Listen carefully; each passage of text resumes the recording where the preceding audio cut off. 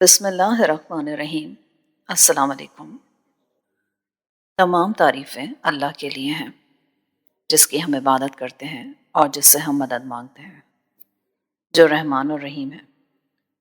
معزز ناظرین، آج ہم آپ کو اس ساحر کا قصہ سنائیں گے جس کا ذکر قرآن پاک میں خاص طور پر آیا ہے۔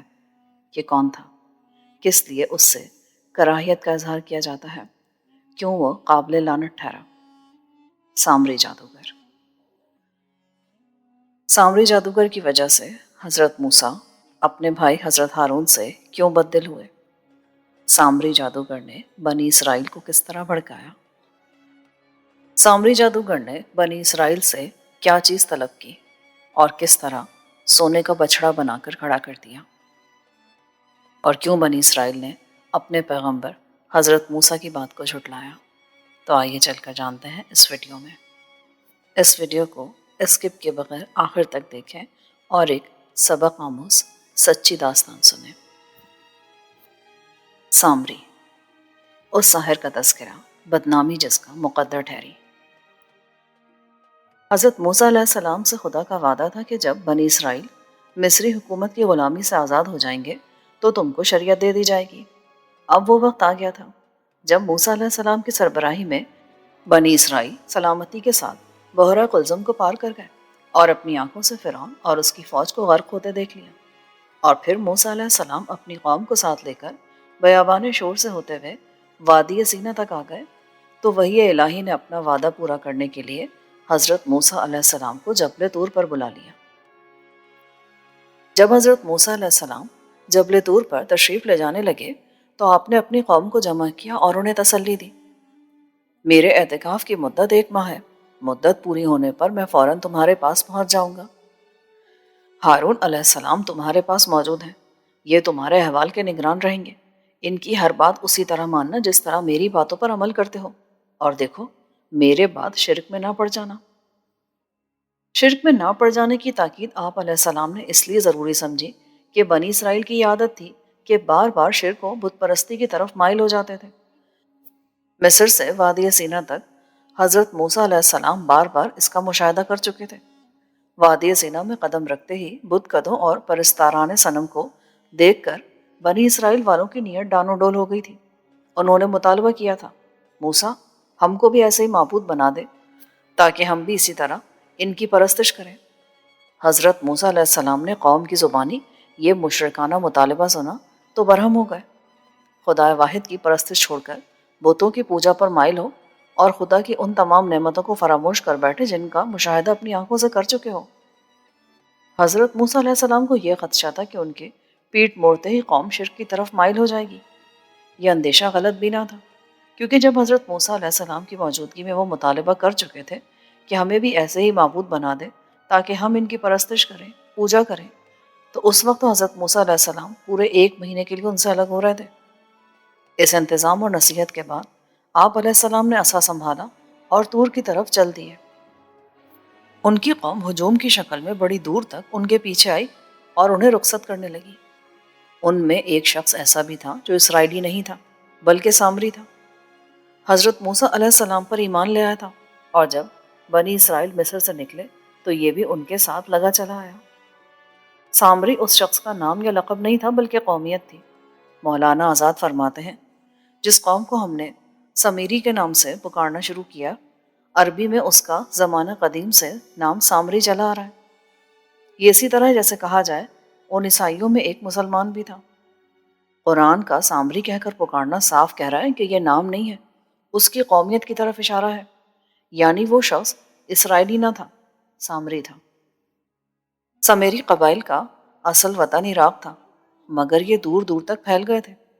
مصر کے ان سے تعلقات کا سراغ 1000 سال قبل مسیح تک روشنی میں آ چکا ہے۔ بس معلوم ہوا اسی قوم کا ایک فرد حضرت موسیٰ علیہ السلام کا بھی معتقد ہو گیا، اور جب بنی اسرائیل نکلے تو یہ بھی ان کے ساتھ نکل آیا۔ یہ شخص بظاہر تو مسلمان ہو گیا تھا لیکن کفر و شرک سے دور نہیں ہو سکا تھا۔ ایک مرتبہ پہلے بھی بنی اسرائیل کو بھڑکا چکا تھا کہ موسیٰ علیہ السلام سے پتھر کے معبود بنانے کا مطالبہ کریں۔ اس کے علاوہ جب بھی موقع ملتا وہ بنی اسرائیل کو بت پرستی کی طرف مائل کرتا رہتا تھا۔ اب اسے معلوم ہو گیا تھا کہ حضرت موسیٰ علیہ السلام ایک دو دن کے لیے نہیں بلکہ پورے 1 مہینے کے لیے قوم سے دور چلے گئے ہیں، تو اس کی باتیں کھل گئیں کہ اتنے عرصے میں وہ اسرائیلیوں کو ضرور سامریوں کے دین کی طرف راغب کرے گا۔ بس اس نے اسرائیلیوں کو بہکانا شروع کر دیا۔ موسیٰ تو خدا کے پاس چلے گئے، اس سے باتیں کر رہے ہوں گے، اس کی پرستش کر رہے ہوں گے، اور تمہیں یہاں بغیر خدا کے چھوڑ گئے۔ تم کہو تو میں تمہارے لیے یہاں خدا بنا دوں جس سے تم باتیں کرو، جس کی پرستش کرو۔ اسرائیلیوں پر حضرت ہارون علیہ السلام کا خوف طاری تھا، جو حضرت موسیٰ علیہ السلام کے نائب تھے اور قوم کی نگرانی کر رہے تھے، اس لیے وہ سامری کی باتوں میں نہیں آ رہے تھے، لیکن دل ہی دل میں اس کی پیشکش کو قبول بھی کرتے جا رہے تھے۔ بس انہیں ایک خوف تھا کہ موسیٰ علیہ السلام جب 1 مہینے کے بعد واپس آئیں گے تو سخت برہم ہوں گے۔ ادھر طور پر یہ ہوا کہ حضرت موسیٰ علیہ السلام کا 1 ماہ کا اعتکاف ختم ہوا تو انہوں نے خدا تعالیٰ سے ہم کلامی کی تیاری شروع کی، لیکن چونکہ مکمل 1 مہینہ روزے میں بسر کیے تھے اس لیے منہ میں بو محسوس کر رہے تھے۔ انہوں نے یہ پسند نہیں کیا کہ رب العالمین سے اس حالت میں ہم کلام ہوں، تو انہوں نے کیا کیا کہ خوشبودار بوٹی کو چبایا اور کھا لیا۔ فوراً وحی الہی نے ٹوکا، موسیٰ تم نے ہم کلامی سے پہلے روزہ کیوں افطار کر لیا؟ حضرت موسیٰ نے اس کی وجہ بیان کر دی۔ تب حکم ہوا، موسیٰ اس مدت کو 30 دن سے بڑھا کر 40 دن کر دو۔ کیا تمہیں معلوم نہیں کہ ہمیں ایک روزے دار کے منہ کی بو مشک کی خوشبو سے زیادہ محبوب ہے؟ قرآن نے صرف اسی قدر ذکر کیا ہے کہ یہ مدت اول 30 دن تھی، اسی لیے آپ اپنی قوم سے 30 دن کی مہلت لے کر آئے تھے اور پھر بڑھا کر 40 دن کر دی گئی، وجہ بیان نہیں کی۔ اور ہم نے موسیٰ علیہ السلام سے 30 راتوں کا وعدہ کیا تھا، پھر 10 راتیں بڑھا کر اسے پورا یعنی چلا کر دیا۔ اس طرح پروردگار کے حضور آنے کی مقررہ میعاد 40 راتوں کی پوری میعاد ہو گئی۔ بس یہی موقع تھا جب سامری کا داؤ چل گیا۔ وہ اسرائیلیوں سے کہنے لگا، موسیٰ نے تم سے بے وفائی کی ہے، 30 دن گزر گئے اور وہ واپس نہیں آئے، وہ واپس آئیں گے بھی نہیں۔ تم اب بھی میری بات مان لو، میں تمہارے لیے ایک معبود بنا کے دے دیتا ہوں، تم اس کی پرستش کرو تاکہ وہ تم سے خوش ہو۔ اسرائیلی سامری کے پاس آ کر جمع ہونے لگے، سب کے سب حضرت موسیٰ علیہ السلام کی تاخیر سے مضطرب ہو رہے تھے۔ سب کی زبانوں پر تھا، موسیٰ جو ہمیں مصر سے نکال لایا، خدا جانے کہاں غائب ہو گیا اور ہمیں اس وادی میں بھٹکنے کے لیے چھوڑ گیا۔ جب اس نے ہم سے بے وفائی کی ہے تو ہم بھی اس کے وفادار نہیں رہیں گے۔ اے سامری، تو ہمارے لیے ایک دیوتا بنا دے تاکہ وہ ہمیں اس بیابان سے نکالے اور ارض مقدس تک پہنچائے، جیسا کہ خدا کا وعدہ تھا۔ سامری نے تو پہلے ہی سوچ لیا تھا کہ اسے کیا کرنا ہے۔ وہ ایک بلند جگہ پر کھڑا ہو گیا اور اسرائیلیوں سے مخاطب ہوا، تم اپنے وہ تمام زیورات میرے پاس لے آؤ جو تم نے مصریوں سے مستار لیے تھے اور پھر واپس نہ کر سکے، تو میں تمہارے فائدے کی بات کر دوں۔ اب بھئی زیورات دینے کے معاملے میں بعض لوگوں میں اختلاف پیدا ہو گیا اور وہ بھاگتے ہوئے حضرت ہارون علیہ السلام کے پاس پہنچے اور انہیں تمام کارروائی سے مطلع کیا۔ حضرت ہارون علیہ السلام نے بھی اسرائیلیوں کو جمع کیا اور انہیں سمجھانے کی کوشش کی، یہ تم کس شخص کی باتوں میں آ رہے ہو؟ اس کی باتوں میں جو ہماری قوم کا بھی نہیں ہے۔ وہ کب چاہے گا کہ بنی اسرائیل خدا کی نظروں میں سرخرو ہو؟ وہ تمہیں دیوتاؤں کی پرستش کی طرف راغب کر رہا ہے تاکہ تم خدا کے ہاتھوں دھتکارے جاؤ۔ خبردار، اس کی باتوں میں مت آؤ، موسیٰ علیہ السلام کا انتظار کرو، وہ تمہارے لیے شریعت لینے گئے ہیں، تم اس پر عمل کرنا تاکہ خدا تم سے خوش ہو اور تمہیں ارض مقدس تک پہنچا دے۔ اس سے قبل کہ آپ کی نصیحت کا کوئی اثر ہوتا، لوگوں نے آپ کے خلاف نعرے لگانے شروع کر دیے۔ آپ ہاتھ کے اشارے سے انہیں خاموش ہونے کے لیے کہہ رہے تھے، پر کوئی سننے کو تیار نہ تھا۔ آپ نے بھی انہیں ان کے حال پر چھوڑ دیا۔ اب لوگوں نے آپس میں مشورے شروع کر دیے، ہارون نہیں چاہتے کہ ہمارا بھی کوئی خدا ہو، موسیٰ خود تو خدا کے پاس رہ گئے، اب دیکھنا ہارون بھی چپکے سے کسی دن چلے جائیں گے۔ نہیں نہیں، ہارون کو مجبور کرو کہ وہ ہمارے راستے میں رکاوٹ نہ ڈالیں، وہ ہماری بات ماننے والے نہیں ہیں، موسیٰ کی طرح وہ بھی نہیں چاہتے کہ ہم کسی کی پرستش کریں۔ اگر وہ نہ مانے تو انہیں قتل کر دیا جائے، تو پھر کیا کہتے ہو، ان سے ایک مرتبہ پھر بات کر لی جائے؟ ہم سب ان کے پاس چلتے ہیں اور ان سے آخری مرتبہ بات کیے لیتے ہیں۔ نہیں نہیں، سب کے جانے کی ضرورت نہیں، ہم میں سے کچھ لوگ جائیں اور بات کر لیں۔ اس ملاقات کے لیے انہوں نے رات کے وقت کا انتخاب کیا۔ مطلب یہ تھا کہ اگر وہ دیوتا بنانے کی اجازت نہ دے تو انہیں رات کے اندھیرے میں قتل کر دیا جائے۔ ان کے اس ارادے کی خبر حضرت ہارون علیہ السلام کو ہو گئی۔ کچھ لوگوں نے یہ خبر آپ تک پہنچا دی کہ اسرائیلی آپ کو قتل کرنے کے در پہ ہیں۔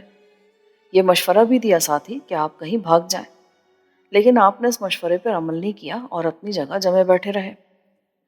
رات آئی تو آپ اپنے خیمے سے نکل کر باہر آ گئے اور وہاں بیٹھ گئے، تاکہ اسرائیلیوں کو یہ گمان نہ ہو کہ وہ خوفزدہ ہو کر کہیں چھپ گئے ہیں۔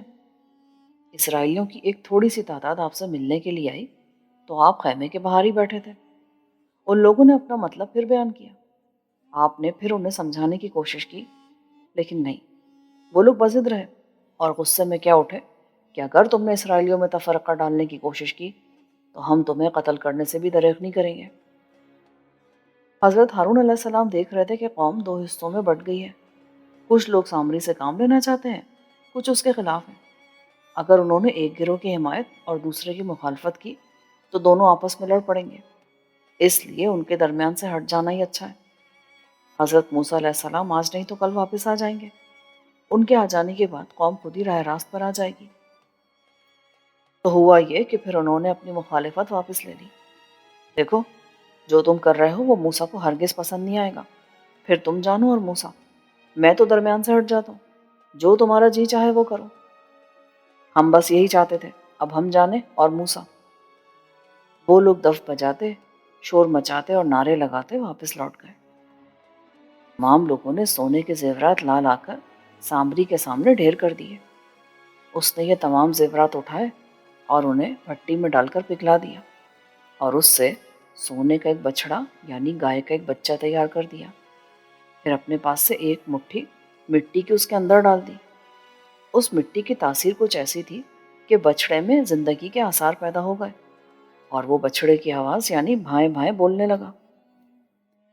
کچھ لوگوں نے تو یہ بھی کہا کہ اس بچڑے کی ساخت کچھ ایسی تھی کہ ہوا اس کے پچھلے حصے سے داخل ہو کر منہ سے نکلتی تھی تو بھائیں بھائیں کی آواز پیدا ہوتی تھی۔ صدیوں تک مصر کی غلامی نے بنی اسرائیل میں مشرکانہ رسوم و عقائد کو پھیلا دیا تھا۔ گوسالہ کی پرستش مصر کا قدیم عقیدہ تھا، اور ان کے مذہب میں اس کو بہت اہمیت بھی حاصل تھی۔ یہ بھی عقیدہ رکھتے تھے کہ کرۂ زمین گائے کے سر پر قائم ہے۔ یہی عقیدہ سامریوں کا بھی تھا، اسی لیے سامری نے گائے کے بچڑے کو دیوتا کا روپ دیا۔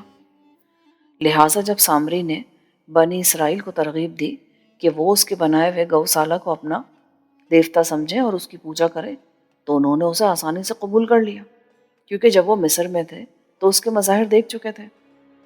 سامری اب کہتا پھر رہا تھا، موسیٰ سے غلطی اور بھول ہو گئی جو وہ خدا کی تلاش میں طور گیا۔ تمہارا معبود تو یہ موجود ہے، یہی تمہارا دیوتا ہے جو تمہیں مصر سے نکال لایا۔ اب کیا کیا جناب کہ سامری نے اس کے آگے قربان گاہ بنائی اور اعلان کر دیا کہ کل خداوند کے لیے عید ہوگی۔ دوسرے دن صبح سویرے اٹھ کر انہوں نے قربانیاں چڑھائیں اور سلامتی کے لیے قربانیاں دیں، پھر وہیں بیٹھ کر کھایا پیا اور کھیل کود میں لگ گئے۔ جب بچڑا بن گیا اور سب نے معبود تسلیم کر لیا تو وہ لوگ پرستش کو آ گئے جنہوں نے ابتدا میں مخالفت کی تھی۔ اس بچڑے سے آوازیں آ رہی تھیں، اس پر سب حیران تھے۔ حضرت ہارون علیہ السلام اپنی کٹیا میں الگ تھلگ بیٹھے حضرت موسیٰ علیہ السلام کا انتظار کر رہے تھے۔ اور پھر دیکھو، یہ واقعہ ہے کہ موسیٰ سچائی کی روشن دلیلوں کے ساتھ تمہارے پاس آیا، لیکن جب 40 دن کے لیے تم سے الگ ہو گیا تو تم بچڑے کے پیچھے پڑ گئے۔ سورہ البقرہ۔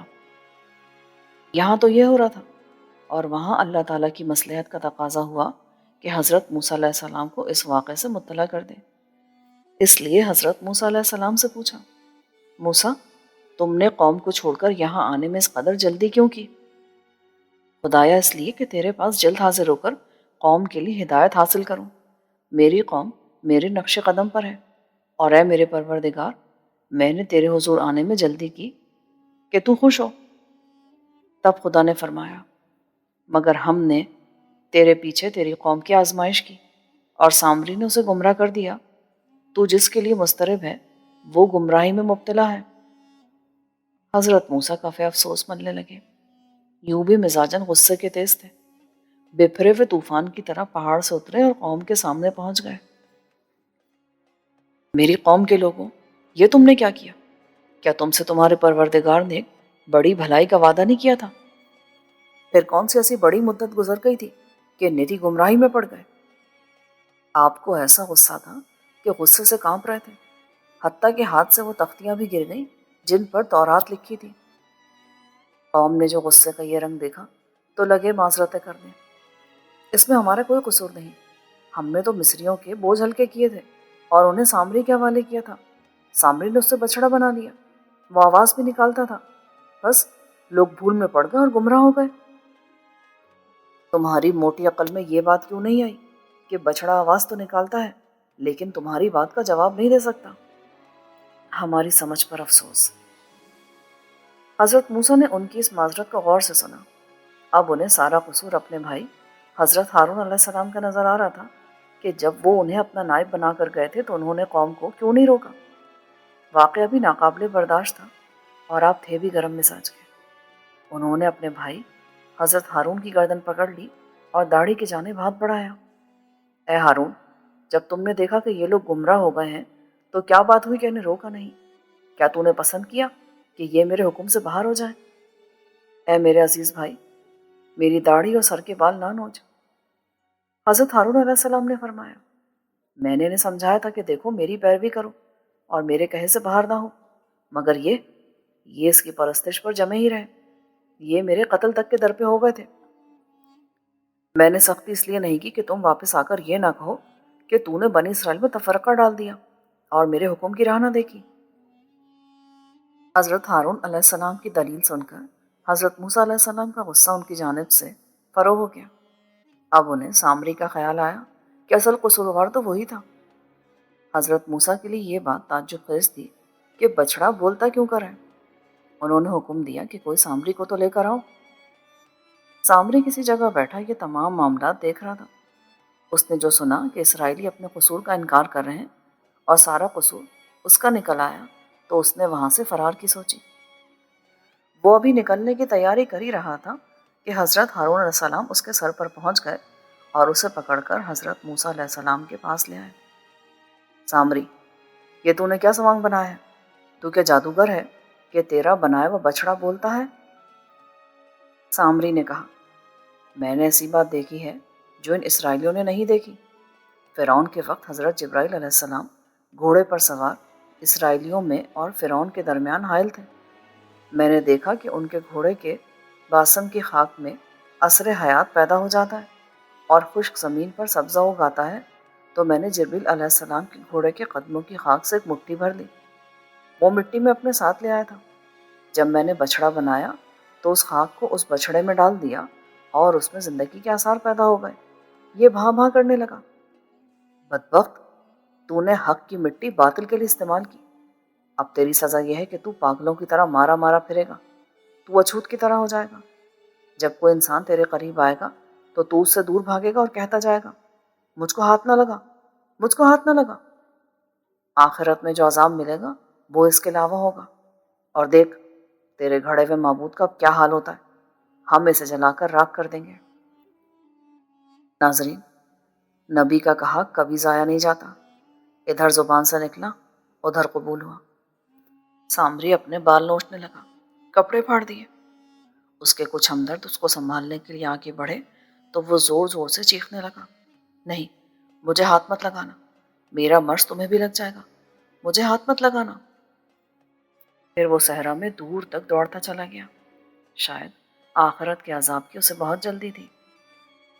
حضرت موسیٰ علیہ السلام کو اب اپنی قوم کی فکر ہوئی جس سے بہت بڑا جرم سرزد ہو گیا تھا۔ آپ نے خدا تعالیٰ کی جناب میں رجوع کیا کہ اب ان کے یعنی قوم کے ارتداد اور بے دینی کی کیا سزا ہے۔ جواب ملا کہ جن لوگوں نے یہ شرک کیا ہے ان کو تو اپنی جان سے ہاتھ دھو لینا پڑے گا۔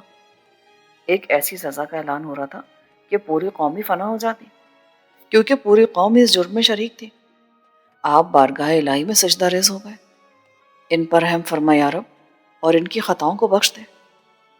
اللہ تعالیٰ نے فرمایا، ہم نے ان کے قصور معاف کیے، تم ان کو سمجھاؤ کہ آئندہ شرک کے قریب بھی نہ جائیں۔ ویسے بنی اسرائیل بھی عجیب لوگ تھے، ایک جرم پر شرمندہ ہوتے تو فوراً ہی کو دوسرا جرم کر بیٹھتے۔ ابھی ایک جرم سے گلو خلاصی ہوئی تھی کہ دوسری بات پر اڑ گئے۔ حضرت موسیٰ علیہ السلام نے تورات کی تختیاں ان کے سامنے رکھ دیں۔ یہ کتاب ہے جو اللہ تعالیٰ نے تمہاری ہدایت کے لیے مجھ کو عطا فرمائی ہے، یہ تورات ہے۔ اب تمہارا فرض ہے کہ اس پر ایمان لاؤ اور اس کے احکامات کی تعمیل کرو۔ تو انہوں نے بے تکا سا جواب دے دیا، ہم کیسے یقین کر لیں کہ یہ خدا کی کتاب ہے؟ ہم تو تب ایمان لائیں گے کہ جب خدا کو بے حجاب اپنی آنکھوں سے دیکھ لیں گے۔ حضرت موسیٰ نے فرمایا، دیکھو تم ہزاروں کی تعداد میں میرے ساتھ طور پر کیسے جاؤ گے؟ میں چند سردار چن کر اپنے ساتھ لے جاتا ہوں، وہ واپس آ کر تصدیق کر دیں تو تم بھی تسلیم کر لینا۔ قوم اس بات پر راضی ہو گئی۔ پھر آپ نے 70 سرداروں کو چنا اور اپنے ساتھ لے کر ایک مرتبہ پھر طور پر پہنچ گئے۔ طور تو آپ جانتے ہیں نا، پہاڑ کا نام ہے۔ تو جناب کوہ طور پہ پہنچتے ہی ایک سفید بادل نے حضرت موسیٰ کو گھیر لیا۔ پروردگار، میری قوم بڑی ضدی ہے، وہ تجھے بے حجاب دیکھنا چاہتے ہیں تاکہ انہیں تصدیق ہو جائے کہ جو کتاب دی ہوئی ہے نا وہ تیری ہے۔ یہ مجھے بے حجاب نہیں دیکھ سکتے، ان سے کہو تورات میں نے ہی موسیٰ کو دی ہے۔ وہ 70 سردار جو ساتھ گئے تھے نا، وہ باری تعالیٰ کی آواز کو سن رہے تھے، انہیں تصدیق ہو جانی چاہیے تھی، لیکن کیا کریں، بنی اسرائیل تھے نا، وہ برابر ضد کر رہے تھے کہ جب تک ہم خدا کو بے حجاب نہ دیکھ لیں ہم ایمان لانے والے نہیں ہیں۔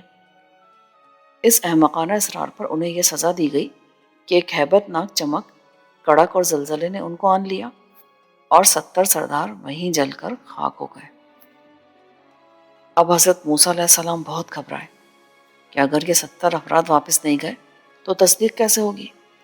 کہیں قوم گمراہ کی گمراہ نہ رہ جائے اور عذاب کے مستحق ٹھہرے۔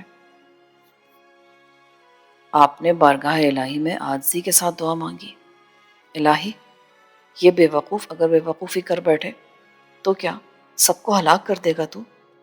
اے اللہ اپنی رحمت سے ان کو معاف فرما دے۔ اللہ تعالیٰ بے شک رحمان و رحیم ہے، نہایت رحم کرنے والا ہے۔ تو رحمت خداوندی جوش میں آئی، حضرت موسیٰ علیہ السلام کی دعا قبول ہوئی، ان سب کو دوبارہ حیات تازہ بخشی، اور پھر جب وہ زندگی کا لباس پہن رہے تھے تو ایک دوسرے کی تازہ زندگی کو آنکھوں سے دیکھ رہے تھے۔ قرآن پاک نے حیات بعد الموت کا عام قانون تو یہ قرار دیا ہے کہ موت کے بعد پھر عالم آخرت ہی کے لیے دوبارہ زندگی ملے گی، لیکن کبھی کبھی کسی مصلحت کے پیش نظر خدا تعالیٰ اس قانون کو بدل بھی دیتا ہے اور اس دنیا میں ہی مردے کو زندگی بخش دیتا ہے۔ غرض اللہ کی رحمت نے ترس کھایا اور ان 70 سرداروں کو زندگی بخش دی کہ مصلحت کا تقاضا یہی تھا، انہیں واپس جا کر حضرت موسیٰ علیہ السلام کی حقانیت کی تصدیق جو کرنا تھی۔ عذاب خدا تعالیٰ کی صفت نہیں ہے، یہ تو خاص حالات کے ماتحت ہوتا ہے، اس کی ابدی و ازلی صفت تو رحمت کی ہے۔ عذاب تو ہمارے کردار و عمل کا نتیجہ ہوتا ہے اور رحمت اس کی ذاتی صفت ہے۔ ان 70 سرداروں نے حضرت موسیٰ علیہ السلام کی حقانیت کے 2 مظاہرے دیکھ لیے تھے، سو وہ جب قوم کے سامنے آئے تو پورا ماجرا کہہ سنایا اور پورے جوش سے موسیٰ اور تورات کی صداقت کی گواہی دے دی۔ بنی اسرائیل تو آخر بنی اسرائیل تھے نا، ہونا تو یہ چاہیے تھا کہ فوراً سر تسلیم خم کر لیتے، لیکن دلوں میں ابھی تک کجی باقی تھی۔ آپس میں شکوک و شبہات کا اظہار کرنے لگے۔ پتہ کیا کہنے لگے؟ کہنے لگے کہ موسیٰ نے ہمارے سرداروں کو بہکا دیا ہے، ہم نے تو اپنی آنکھوں سے کچھ نہیں دیکھا، ہمیں کیا خبر سرداروں نے کیا دیکھا اور ہمیں آ کر کیا بتا رہے ہیں؟ بھائی موسیٰ جو کچھ کہہ رہے ہیں اپنی طرف سے کہہ رہے ہوں گے، خدا نے ہمیں تو کوئی حکم نہیں دیا۔ ہونا تو یہ چاہیے تھا کہ اتنے مظاہر دیکھنے کے بعد خدا تعالیٰ کا شکر بجا لاتے، مگر انہوں نے تو تورات کو قبول کرنے میں پس و پیش سے کام لینا شروع کر دیا۔ حضرت موسیٰ علیہ السلام کو اپنی قوم کی یہ نافرمانی دیکھ کر سخت افسوس ہوا۔ جس قوم کے لیے انہوں نے اللہ تعالیٰ سے اتنی رحم کی بھیک مانگی، اس قوم کی نافرمانی کا یہ حال۔ انہیں اتنا افسوس ہوا کہ غصے کے عالم میں کبھی خیمہ گاہ میں چلے جاتے، کبھی باہر نکل آتے۔ اللہ تعالیٰ سے آپ کی یہ بے بسی دیکھی نہیں گئی۔ بارگاہ الہی سے حکم ہوا، میں تجھ کو ایک حجت یعنی معجزہ اور عطا کرتا ہوں، اور وہ یہ کہ جس پہاڑ پر تو مجھ سے ہم کلام ہوتا رہتا ہے اور جس پر تیری قوم کے منتخب سرداروں نے حق کا مشاہدہ کیا، اسی پہاڑ کو حکم دیتا ہوں کہ وہ اپنی جگہ سے حرکت کرے اور صاحبان کی طرح بنی اسرائیل کے سروں پر چھا جائے۔ ان سرکشوں کو اس وقت یقین آئے گا کہ موسیٰ خدا کا سچا پیغمبر ہے اور تورات بلا شبہ خدا کی سچی کتاب ہے۔ موسیٰ علیہ السلام نے قوم کو خیمہ اجتماع میں طلب کیا۔ جب سب لوگ آ گئے، یعنی پوری قوم آ گئی، تو موسیٰ علیہ السلام نے ایک مرتبہ پھر تورات کی تختیاں ان کے سامنے رکھ دی اور کہنے لگے، خدا نے جو شریعت مجھے دی ہے وہ اس پر لکھ دی گئی ہے۔ اب تمہارا فرض ہے کہ اس کتاب کو تسلیم کرو اور اس میں جو کچھ لکھا ہے اس پر ایمان لاؤ۔ کیا ہم اس پر ایمان لے آئیں جو تو خود لکھ کر لے آیا ہے؟ بنی اسرائیل نے یک زبان ہو کر کہا، تم اپنے سرداروں سے کیوں نہیں پوچھتے؟ اور کیا تم نے سامری کا حال نہیں دیکھا کہ اس پر کیا گزر گئی؟ وہ ہماری قوم کا نہیں تھا، اس لیے اس کا یہ حال ہوا۔ تو کیا تم اس وقت یقین کر لو گے جب طور کا پہاڑ تمہارے سروں پر سائبان کی طرح بلند ہو جائے؟ موسیٰ، کیا ہمیں بے وقوف سمجھتے ہو؟ کبھی پہاڑ نے بھی اپنی جگہ چھوڑی ہے؟ تم تو ہمیں خواہ ڈرانا چاہتے ہو۔ خدا کی قدرت سے کچھ بعید نہیں۔ اگر تم نے میری شریعت کو تسلیم نہیں کیا تو پھر وہی ہوگا جس کا حق تعالیٰ نے مجھ سے وعدہ کیا ہوا ہے۔ اتنے میں کیا ہوا کہ کسی اسرائیلی کی نظر غیر ارادی طور پہ جبل طور کی طرف اٹھ گئی۔ اس نے دیکھا کہ پہاڑ کی چوٹی سے دھوئیں کے بادل بلند ہو کر آسمان کی طرف جا رہے ہیں۔ اس نے دوسرے لوگوں کی توجہ بھی اس طرف مبذول کی۔ سب کی نگاہیں ادھر ہی لگ گئیں۔ دیکھتے ہی دیکھتے اس دھوئیں نے تاریک رات کی شکل اختیار کر لی۔ یہ اندھیرا اسرائیلیوں کے سروں تک آ رہا تھا۔ دن میں اندھیرا ہو گیا، شمعدان روشن کر دیے گئے۔ پھر یہ اندھیرا دوپہر تک رہا۔ پھر یہ دھواں چمکتی ہوئی چاندنی کی طرح سفید ہو گیا۔ اسرائیلیوں کی نظریں طور پر جمی ہوئی تھیں۔ پھر یکایک انہوں نے ایک عجیب منظر دیکھا۔ پہاڑ نے اپنی جڑ چھوڑ دی تھی اور ہوا میں بلند ہو رہا تھا۔ پھر یہ پہاڑ ہوا میں بلند ہوا اور اس نے چلنا شروع کر دیا۔ دیکھتے ہی دیکھتے اسرائیلیوں کے سروں پر ہوا میں معلق ہو گیا۔ اسرائیلی 3 میل لمبی اور 3 میل چوڑی زمین پر ڈیرے ڈالے ہوئے تھے۔ اس پہاڑ نے ان سب کو ڈھانپ لیا۔ پہاڑ ان کے سروں پر سائبان کی طرح جھکا ہوا تھا۔ پھر یہ پہاڑ زبان حال سے کہنے لگا، اے بنی اسرائیل، اگر تم میں عقل و ہوش باقی ہے اور حق و باطل کی تمیز موجود ہے تو سنو، میں خدا کا نشان بن کر تم کو یقین دلاتا ہوں اور شہادت دیتا ہوں کہ موسیٰ علیہ السلام نے بارہا میری پیٹھ پر خدا تعالیٰ کے ساتھ ہم کلامی کا شرف حاصل کیا ہے، اور تورات بھی میری پیٹھ پر ہی عطا ہوئی ہے۔ دیکھو، میں پتھر کے ٹکڑوں کا مجموعہ ہو کر بھی خدا کے حکم کے سامنے سر تسلیم خم کر کے اڑتا ہوا تمہارے پاس پہنچ گیا ہوں، اور ایک تم ہو کہ پتھر نہیں لیکن تمہارے دل پتھر کے ہو گئے ہیں اور خدائی حکم ماننے کو تیار نہیں۔ بنی اسرائیل پر ایسی دہشت طاری ہوئی کہ فوراً سجدے میں گر گئے، لیکن اس طرح کہ اپنے رخسار اور بائیں آنکھ کو زمین پر رکھا اور داہنی آنکھ سے پہاڑ کو دیکھتے رہے کہ کہیں یہ پہاڑ ہمارے اوپر تو نہیں گر رہا۔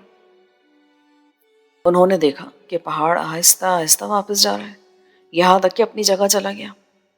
وہ اسے نظر کا دھوکہ نہیں کہہ سکتے تھے، لہٰذا توبہ کی، تورات کی جانب متوجہ ہوئے اور حضرت موسیٰ علیہ السلام کے سامنے اس کے احکام کی تعمیل کا اقرار کیا۔ تب خدا تعالیٰ کا فرمان ہوا، اے بنی اسرائیل، ہم نے جو کچھ تم کو دیا ہے اس کو مضبوطی کے ساتھ لو، اور جو احکام اس میں یعنی تورات میں درج ہیں ان کی تعمیل کرو تاکہ پرہیزگار اور متقی بن سکو۔ لیکن افسوس کی بات ہے کہ بنی اسرائیل کا یہ عہد بھی وقتی اور ہنگامی ثابت ہوا۔ وہ زیادہ عرصہ اس پر کاربند نہ رہ سکے اور حسب عادت پھر خلاف ورزی شروع کر دی۔ قرآن عزیز نے اسے یوں بیان کیا، اور جب ہم نے تم سے عہد لیا اور تمہارے سر پر طور کو اونچا کیا اور کہا جو کچھ ہم نے تم کو دیا اس کو قوت سے پکڑ لو، اس کے بعد تم نے اس سے یعنی تورات سے پیٹھ پھیر لی، بس اگر تم پر خدا کا فضل اور اس کی رحمت نہ ہوتی تو بلا شبہ تم نقصان اٹھانے والوں میں ہوتے۔ قصص القرآن سے ماخوذ۔ اگر آپ اسی طرح کی ویڈیوز مزید دیکھنا چاہتے ہیں تو کامنٹ باکس میں اپنی رائے سے ضرور آگاہ کریں۔